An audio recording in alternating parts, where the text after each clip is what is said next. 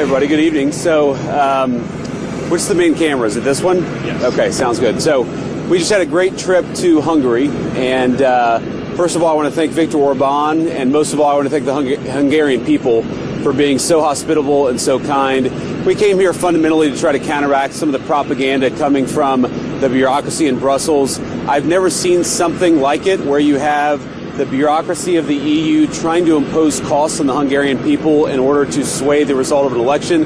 I think that's absurd. The president thinks it's absurd.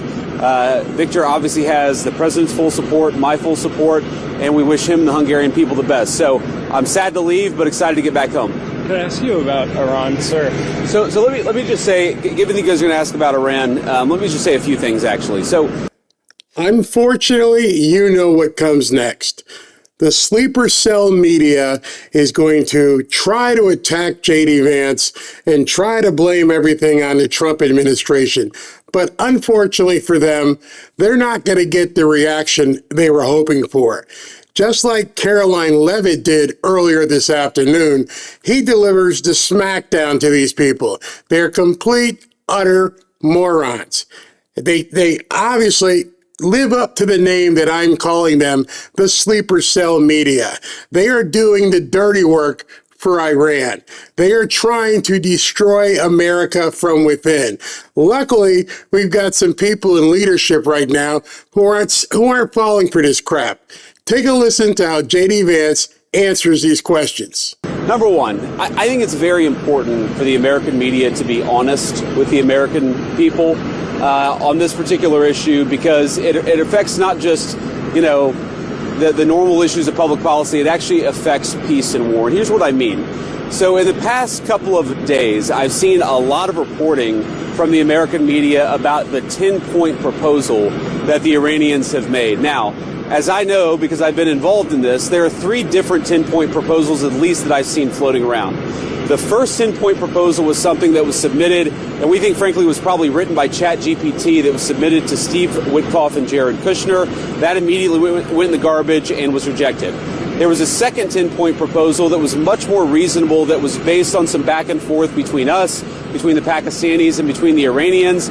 That is the 10-point proposal that the president was referencing in his truth yesterday. And then, frankly, I've seen a third 10-point proposal that's even more maximalist than the first 10-point proposal that's been floating around various social media channels. Now, here's what's interesting about all this, is that I've seen various organs, the New York Times, CNN, others, pick up and run the original 10-point proposal based on little more than a random Yahoo in Iran submitting it to public access television in the country of Iran, and then them saying that somehow represents the negotiating position of the government. It's the equivalent of somebody in, let's say, a Democratic councilman in Boise, Idaho, saying something crazy, the local public access TV picking up that crazy statement, and then the New York Times running that as the position of the President of the United States. It doesn't make an ounce of sense. What's happening on the ground in Iran is that you have clearly the position of the government, which is to negotiate with the United States of America. You have the position of the President of the United States, which is to send the negotiators to Pakistan and engage in this good faith negotiation. And then, yes, you have some crazy people at the fringes of the Iranian system who are leaking anonymously, either for propaganda purposes or because they're embarrassed or because they don't like what happened. And the final point, when I say they don't like what happened, what we know is that the United States accomplished its military objectives. What we know is the United States could have imposed significant additional military and economic costs on Iran and still has the capacity to do so. But we thankfully, at this point, I think, have a ceasefire, thanks to the leadership of the President of the United States.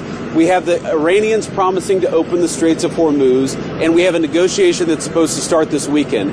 That's the truth. I think it's a good first step. We're going to see if we can make more progress here in the days to come. Can I ask you about Lebanon? Go ahead, yeah. Because there seems to be a disagreement about whether Lebanon was included in this proposal. And the Speaker of the Parliament, who you're going to sit across from the table from in Islamabad, has just said that he thinks negotiations would be unreasonable while that war is ongoing. So would you ask Israel to hold off strikes to allow some space for these talks? Well, first of all, I know there's been some conversations between the Israelis and the leadership of our country today. I haven't been involved in that because I've been busy doing stuff in Hungary. I'm actually supposed to get an update when I get on the plane. But let me say a couple things. First of all, I actually think and there's a lot of bad faith negotiation and a lot of bad faith, propaganda going on.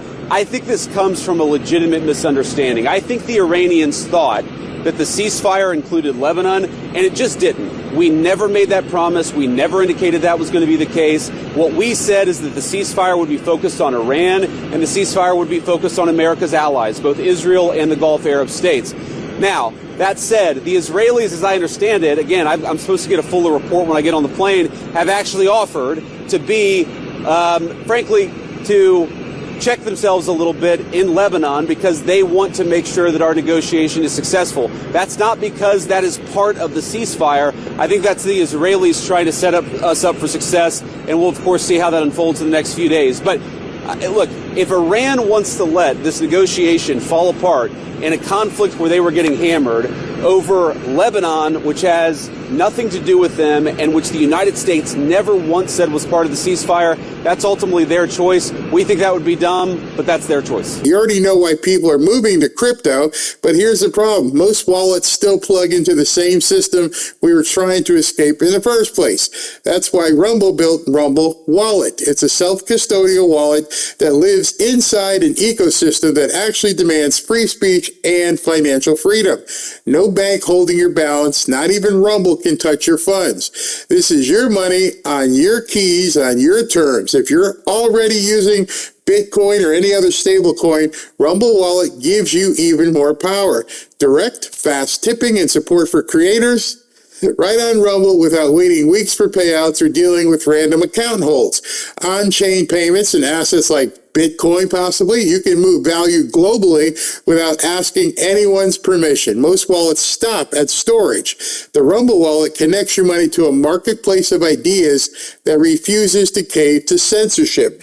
So if you're serious about sovereignty, financial and digital, this is where you level up. Go to wallet.rumble.com or search Rumble Wallet in your Play Store or your App Store. Download it, back up your recovery phrase, and move your money where it belongs, in your hands. Rumble Wallet is a technology provider only and not a custodial service. See terms at wallet.rumble.com.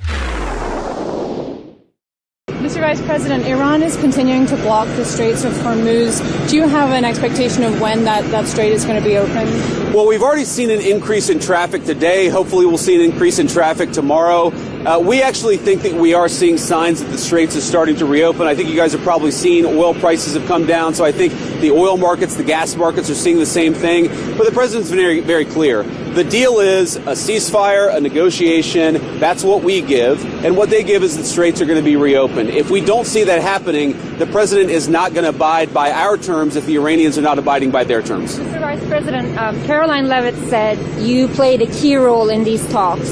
Could you help us understand some details about that role? And do you think your well-known opposition to foreign wars generally was a factor that made you a key player in this? Well, I appreciate Carolyn saying that. I mean, my key role was I sat on the phone a lot. I answered a lot of phone calls. I made a lot of phone calls. And again, I'm happy about where we are. I think the president has struck a good deal for the American people. But fundamentally, the Iranians have got to take the next step, or the president has a lot of options to go back to the war. Do you know if Iranians requested that you join the talks? I don't know that. I would be surprised if that was true. But, I wanted to be involved because I thought I could make a difference. And obviously, I think the people really on the ground doing the day-to-day negotiating have been Steve and Jared. They've done a great job. But we're going to keep on working this as a team, as we always have.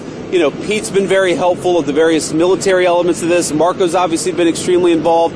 We work as a team. We work effectively. And, I've been on the phone a lot the past couple of days, but we're glad to be where we are.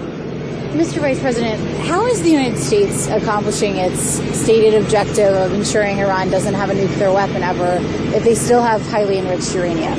And what's the plan to get the uranium out? Well, look, this is one of the things that's going to be one of the main subjects of negotiation is that we want Iran to not be able to make a nuclear weapon. We want the nuclear fuel, which is something the president has made very clear. And the way to think about this is the United States has certain demands and certain things that we want. the Iranians have things they can get out of the negotiation. The more that they're willing to give us, I think the more they're going to get things out of this negotiation. The president's talked about sanctions relief. The president's talked about economic partnerships and things like that.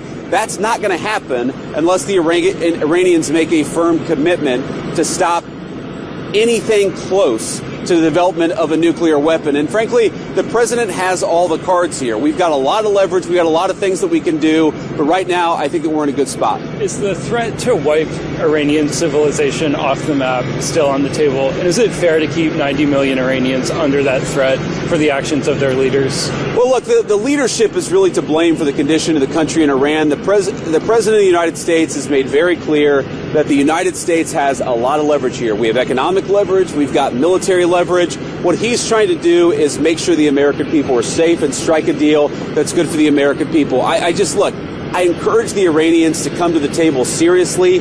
We've seen some signs that they're going to do that. We've seen some signs of bravado. Fundamentally, we're in a good spot. They're reopening the straits. We have a ceasefire. And frankly, if they break their end of the bargain, then they're going to see some serious consequences. But wiping them off the map is different than an economic leverage or military leverage. Why is that kind of language useful in this kind of scenario? Well, again, the president of the United States is saying that unless the Iranians do the right thing, he is going to have some serious consequences for the regime. We obviously don't want the people of Iran to suffer, but we have a lot of leverage that the president of the United States could use, and it's why I think it's so important for the Iranians to be negotiators in good faith. Okay, X has been abuzz the last couple of days with the Free Press story saying that senior Pentagon officials in January, including Rich Colby, brought Cardinal Pierre into the Pentagon. Brought who? Cardinal Christophe Pierre into the Pentagon. I haven't seen this story, unfortunately. And essentially the reporting by the Free Press is that they told him that the American military has a lot of might and they can do whatever they want, and the church should get on its side. Does that message sound correct to you? Is that something you would sign off on? So one, I with no disrespect to the Cardinal, I don't know who Cardinal Christophe Pierre is. He's the ambassador to the Holy See in the U.S. Oh, okay. I've met him before. Sorry, I just didn't remember the name. I've never seen this reporting. I'd like to actually talk to Cardinal Christophe Pierre and, frankly, to our people to figure out what actually happened. I think it's always a bad idea to offer an opinion on stories that are unconfirmed and uncorroborated, so I'm not going to do that. Sir, on the question of Iran's enriched uranium, do you see a scenario in which the administration may be willing to agree to allow Iran to continue enriching uranium for civilian nuclear purposes? Well, look, what the president has said is that we don't want Iran to have the capacity to build a nuclear weapon. The president's also said that we don't want Iran enriching towards a nuclear weapon, and we want Iran to give up the nuclear fuel. Those are going to be our demands during the negotiation. And again, we're going to see what the Iranians are willing to give up. If they make a good faith effort to actually give us the things that we need to have a successful negotiation for the security of the American people, I think there's a lot on the other end. If they don't give us what we need, then I think it's going to be bad. But I'm optimistic that the Iranians are going to be smart, that they're going to negotiate in good faith. And your negotiating partner in Iran, I know Kevin sort of asked about this already, but he essentially is saying that they're distrustful of the U.S. for, he tweeted out that 3 of the 10 points in the ceasefire framework have already been violated. They're distrustful of the U.S. What do you make of him tweeting that out before negotiations? So I thought it was interesting, actually, because I did see that tweet from Ghalibaf actually just a couple of minutes ago. And let me say a few things. First of all, he said that there are a few points of disagreement before the negotiation. Well, that must mean that there's a lot of points of agreement, because there's a 15-point plan floating around. There's a 10-point plan floating around. If he's frustrated about 3 issues, that actually means that there's a lot of agreement. That's point number 1. Point number 2, to respond to each of those issues, and I read it very closely, let me just say this. I actually wonder how good he is at understanding English, because there are things that he said that frankly didn't make sense in the context of the negotiations that we've had. But to address the 3 points, first of all, he talked about an attack that had allegedly happened on Iran and how that was a violation of the ceasefire. Ceasefires are always messy. An hour after the president announced the ceasefire, the Iranians launched a bunch of missiles. Then the Israelis responded. Then some of the Gulf Arab states responded. This is the nature of a ceasefire. No ceasefire ever goes without a little bit of choppiness. What we have been very clear about is that we want to stop the bombing. We want our allies to stop the bombing, and we want the Iranians to do the same thing. We're seeing evidence that things are going in the right direction, but it's going to take a little time. The second thing Ghalibaf said, which again I found fascinating, is he said, we refuse to give up the right to enrichment. And I thought to myself, you know what? My wife has the right to skydive, but she doesn't jump out of an airplane because she and I have an agreement that she's not going to do that because I don't want my wife jumping out of an airplane. We don't really concern ourselves with what they claim they have the right to do. We concern ourselves with what they actually do. And I think the president's been very clear on the enrichment question. Our position on that has not changed. I think the third thing that he said was Lebanon. Okay, and again, I actually think that is a reasonable misunderstanding, but neither us nor the Israelis said that that was going to be part of the ceasefire. Again, we're working with people to try to get through some of these things, but it's really fundamentally, we're on the right track. We got a lot more to do. We got a lot more that the Iranians are going to have to accept as part of this negotiation, but I think we've got a strong hand and we're going to play it well. Thank you all. Have a safe trip back. The talks won't happen.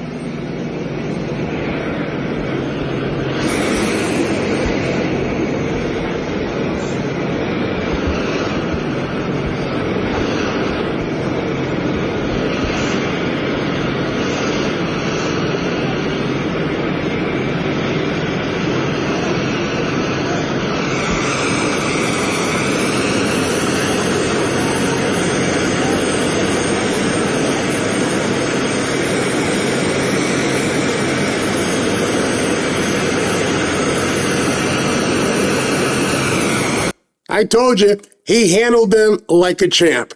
We don't have anything to worry about with J.D. Vance, President Trump, Caroline Leavitt, Marco Rubio, and Pete Hegseth leading and directing this ship. Let me know what you think in the comments.